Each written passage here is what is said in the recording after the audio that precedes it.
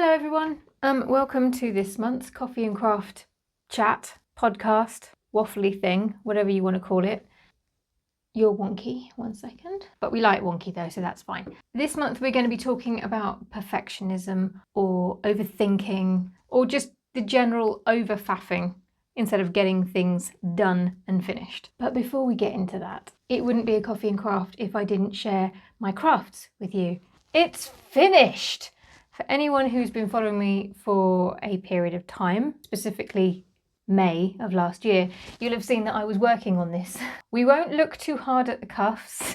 They are a problem for another day. Let me show you some B-roll so you can see it properly. I mean, look at that. It is beautiful. It is wonky as heck, but it is a little splash of colour and dopamine, and it sits in my office and I see it every day and I love it. The only thing that I don't like about this cardigan, as I say, are the cuffs. I accidentally lost the instructions to this. I did it in a different way. I was very surprised when I found the instruction, read through them and thought, oh, what I've done has worked, but at what cost? Well, as it turns out, the cost are the cuffs. The lady who created this pattern has got a free pattern for the cuffs, which I'm very grateful for. This one started going well. I think I'll need to add more to it because it's very short and I like it to be about here. So I need to add about 1 inch to this one, and this one will be fine. This one, this is the thing I don't understand. I don't know what I did wrong because I thought I did exactly the same for this sleeve as I did for this sleeve, but as you can see, they're not the same. See? This one, I have space to move. This one, I've already redone this 3 times and I still don't know what I'm doing differently. But frustration aside, I've always wanted to make myself a granny square cardigan. I've finally done it. Is it perfect? No. I've said before that crochet and knitting are 2 crafts that I suck at so hard, and yet I love it. It just ticks all the boxes for me, and if I get something wearable, wonky and wearable out of it at the end of it, then that's just a bonus. So there you go. The whip that has been ongoing for 9 months is now a finished make. And if that isn't cause for celebration, I don't know what is. Okay, so just had to go in the living room to get this because I wanted to show you my other make, which, don't judge me too harshly, this is my first ever attempt. And it's very wonky. Wonky is a theme. It's one of those puffy flowers that you've probably seen all over the internet at some point. They look really lovely and I like the puffiness. I don't like that you can see the chains around it. I think they're supposed to be more behind it. I don't know. Again, I did something wrong there. I'll keep practicing, but I have a plan with these. So I was thinking about making some damp proofing panels for this here office, because as you may be able to tell from this audio, there's a bit of bouncing with my voice off of these walls, which are very, very blank, and I'm very, very close to them. So there's no soft furnishings or anything there to sort of dampen the sound. So if I could make some little cute panels with these in the colours that I've been threatening to use as my branding colours for forever and have never gotten around to it, I thought it'd be just a nice little thing, you know. I could have one maybe in the background there. I could have one up here, sort of thing. I don't know, that would take a lot of flowers. It, like I say, it's just a thought at the moment. We'll see how we go. I was quite proud of it by the time I finished it. So proud, I showed it to my cat, who was very rude about the whole thing. Crochet flower? Hey. Sir! Yes, he's such a critic. Anyway, on to the topic at hand. And I'm going to kick it off with something that Brené Brown apparently said. Although I'm not really going to quote her because I can't remember exactly what she said, so I'm just going to paraphrase. She said something along the lines of perfectionism being a shield that we use to protect ourselves from the pain and discomfort of feeling the judgment of others. And if that doesn't sound accurate to you, it bloody well does to me. I have made so much work in the past that never saw the light of day. It never even got finished because I was aiming for perfect, or a level of it that I saw in my head and I just couldn't reach it. And I don't think I even consciously used the term perfectionism or perfect, because logically I knew that that's an impossible goal, but nevertheless, that's exactly what I was trying to do. So yeah, I guess I was just lying to myself. I just thought my products weren't there yet. They weren't good enough, and that there was an endpoint that I could reach where they would become magically good enough, and I just could never reach that point. Of course I could never reach that point, because that point didn't exist. And at the heart of it, I was afraid of making work that other people would look at and go, yes, that old nugget, the whole sort of worrying about what other people think. And over time, I have gotten better and better at making something to a certain level good enough and then letting it go. And that's tricky, because letting it go means knowing that people are going to judge your work. There are going to be some people that love it, some people that just not bothered either way, and some people who flat out don't like it, and being okay with all of those things. It certainly did help that the pain or the fear of not reaching the goals that I so badly wanted to reach, that became greater than the fear of what other people may or may not think about my work. And that had a lot to do with the shift as well. Not to get too morbid with it, but I did imagine myself on my deathbed looking back on my life, and as cliche as it sounds, I did think, oh God, I would hate to be in that position and regret not doing something because I was afraid of what faceless, invisible, pretend people in my head thought. Because that's what they are most of the time. These are just our voices of self-doubt, and we tend to put faces that have been critical to us in the past to these voices, but it's not them, it's us with a mask. And it's pretty bloody convincing, and it's hard work to recognize that. And then when you catch yourself, it's hard work to catch yourself when you're doing that, and then to stop yourself. It's flexing of muscles, lots of practice, hard work. And then I started daydreaming about what my work would look like, or what I would do if I were to just stop thinking about what other people thought and stopped aiming for a level of perfection. What would my work look like if I just allowed myself to get it to a certain point and then put it out there?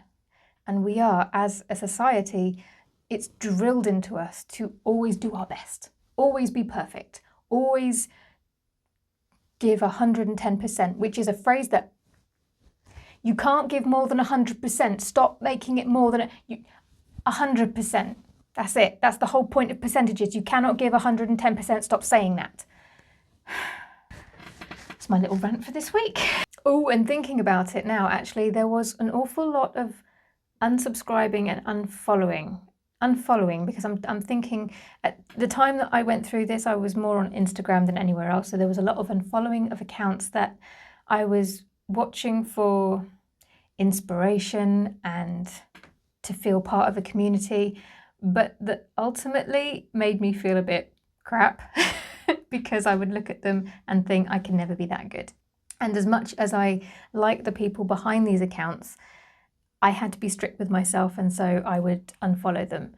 It's also why here on YouTube I've spoken about how I don't watch videos of anybody else in my niche, because I don't want to compare myself to other people and then just get, feed those voices of self-doubt in my head. I want to focus on my own work. And you know what I found? When I wasn't comparing my work to everybody else's, I actually really bloody loved it. I know, shocking. All of a sudden, creativity came flooding in, my love for my work came flooding in, and I could see how good I was in certain areas. Yes, I've got blind spots, everybody does. But I also started to notice that some of the things that I thought were my weaknesses were in some ways, they could be flipped on their head, and they could also be seen as strengths. It was a weird one, but I have noticed that whenever I start to feel down on my work and what I do, the answer is usually to step away from the noise, step away from the internet, or stop following other people. Or these days we have the mute button. That's great. For example, on Instagram, you don't have to unfollow people. You can just mute their posts for a little while. Although I've got to be said, I'm rarely on Instagram these days. It's not making me feel as good as it used to, but that's a topic for another day. In fact, that was actually what inspired me to stitch up a hoop with one of my favourite quotes on it, which is "Done is better than perfect," which this is going to be a kit in my shop eventually. Spring collection is a go-go. But yes, I've made hoops in the past with that quote on, and I've made another one because it is by far one of the best pieces of advice that I have ever taken. Now, it does not mean doing any old shit and putting it up. It simply means doing good work with what you have at the time. Be that in terms of materials, your time, your energy, the whole caboodle. You strive to do good work, you get it finished, and you put it out there. Note how I said strive to do good work, not strive to do your best, which I know is probably going to be a bit controversial because I know that a lot of people will say, well, you have to try your best. You do, but the reason I don't like using the word best is because I've also used it as another term to describe perfectionism. Because do you remember how I said at the beginning of this video, I was guilty of aiming for perfection, but I wasn't calling it perfection in my head. The brain is tricky. It will use other words to describe the same thing. It may not be the word perfection, but using the word best suggests hitting the top, some unattainable goal. So I personally don't like it. In reality, doing your best isn't quite as lofty and it doesn't look as perfect, but it's still your best. The other thing that I found to be a bit of a game changer was essentially to lie to myself. I tell myself that I can always come back and make it better later. So if there's a part of your brain that is desperate to hold on to the idea of perfectionism, you can quieten that noise by saying, sure, and we can come back to it. But part of the process is to get this thing up. And then later on, when we have more time, more energy, we can come back and improve it. And sometimes it's not lying. Sometimes I do come back to things and I improve them. And sometimes it's just a little white lie that I tell myself because if I don't, I won't get the thing finished and up. And sometimes we need to get the thing done and we need to let it go off into the wild because that's how we learn, that's how we level up, that's how we get better and improve our skills. I'm doing this right now with my website. I'm not aiming for perfect. I'm not even aiming for excellent. I'm just aiming for easy to navigate and functional.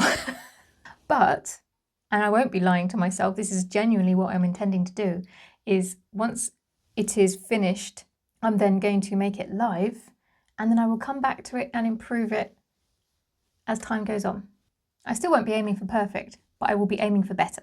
Now, the reason I decided to talk about this for this month's chat is basically because I've been seeing this crop up again and again recently in the comments.